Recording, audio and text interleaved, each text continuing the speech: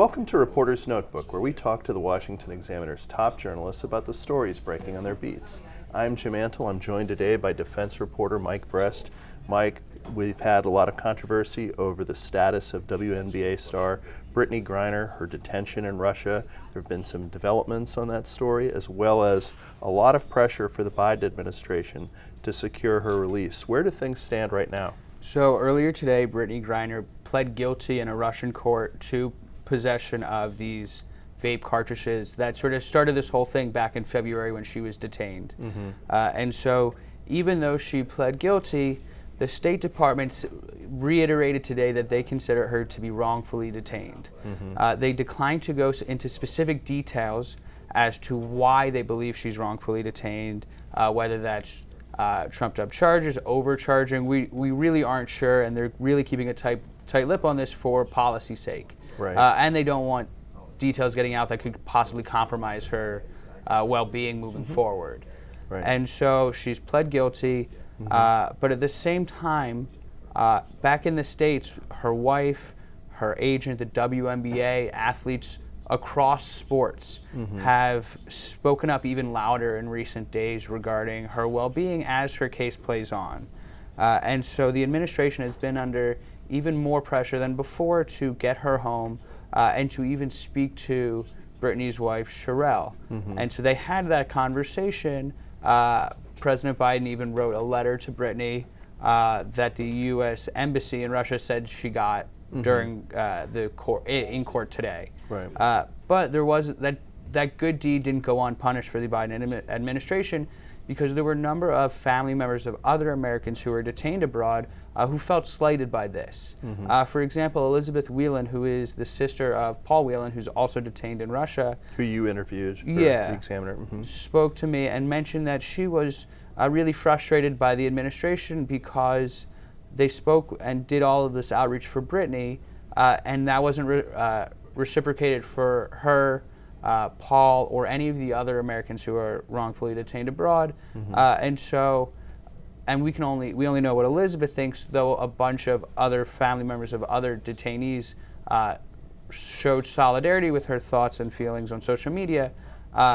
She really said that she didn't have a problem at all with Sherelle Griner going out and the people who are rallying behind her. And she said she was astonished by the level of support that Brittney was receiving, and she thought it was fantastic. Those are resources that she and many others don't have. And so she was really frustrated by what she described as the uneven treatment from the White House.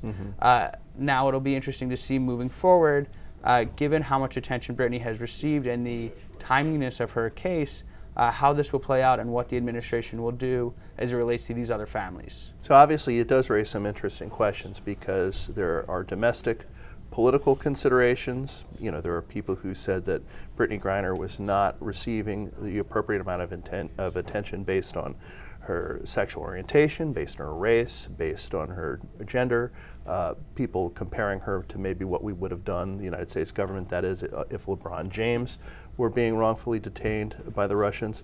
Also, though, she is a public figure in a way that some other wrongfully detained Americans in Russia and elsewhere are not. So Biden kind of faced a degree of political pressure, and Paul Whelan's sister had a warning about that, did she not, about what the message it could send if you only become responsive in these kinds of cases? Exactly. What she brought up was a warning for the administration that only reaching out to the families that go through theatrics to get their attention could lead to further theatrics and thus create a cycle that is problematic. And so another example is the Reeds. And we know Trevor Reed was detained in Russia for more than 2 years. The administration agreed to a prisoner exchange to get him back earlier this spring, leaving both Paul and Brittney behind. But before the administration made that prisoner exchange, the Reed family first waited outside the Biden's motorcade, holding up signs which got the president or an advisor's attention, and resulted in both a phone call, and then later they did the same thing outside the White House, and that resulted in a meeting with the president. So in those two cases, the family members went out on a limb, did something that got them media attention, and then it resulted in them getting meetings with the president, which is essentially what Elizabeth was mentioning. Though the other thing she said was she really, even though she's asked for meetings with the president on multiple occasions at this point, that really isn't her priority.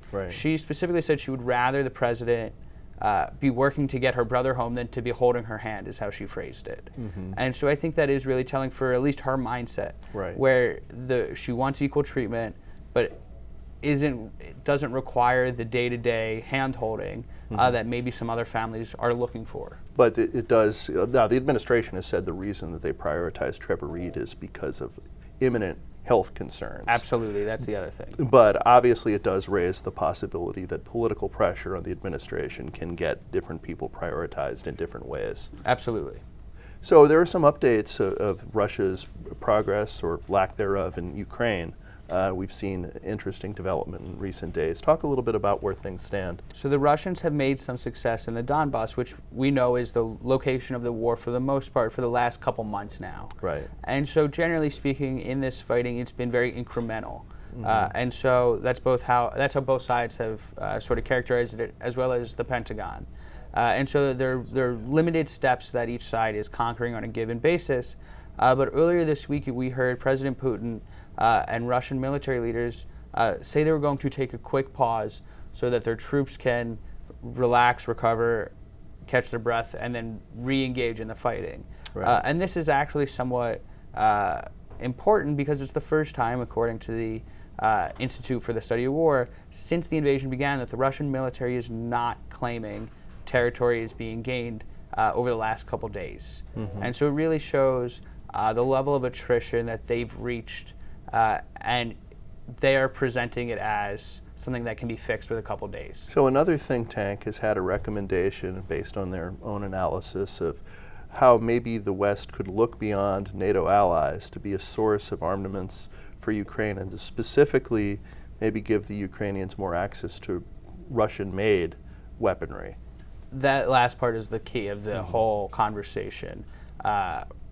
Ukraine, for the most part, a lot of their weapons are Russian-made, and so even though the U.S. and many NATO allies have provided them similar weapons and even trained them on other weapons, the U.S. and NATO countries' stockpiles are going down.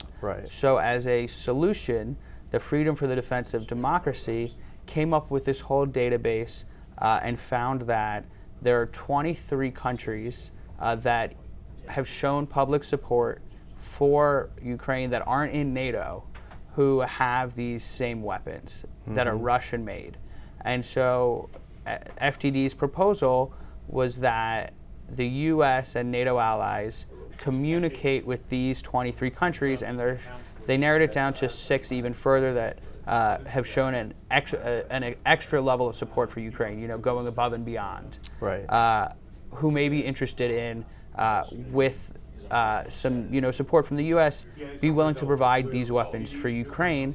And the important thing is that these would be weapons that the Ukrainians would likely be familiar with.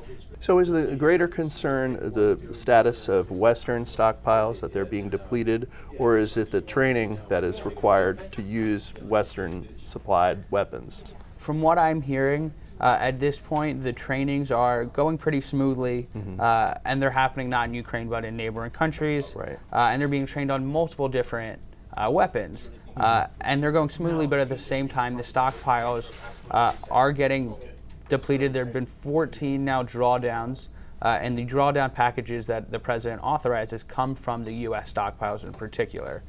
And so it's not quite at a problematic level yet, and they don't anticipate it getting that far, but it's sort of a preventative idea, trying to figure out how exactly to move forward depending on how long this war actually goes on for. Thank you, Mike.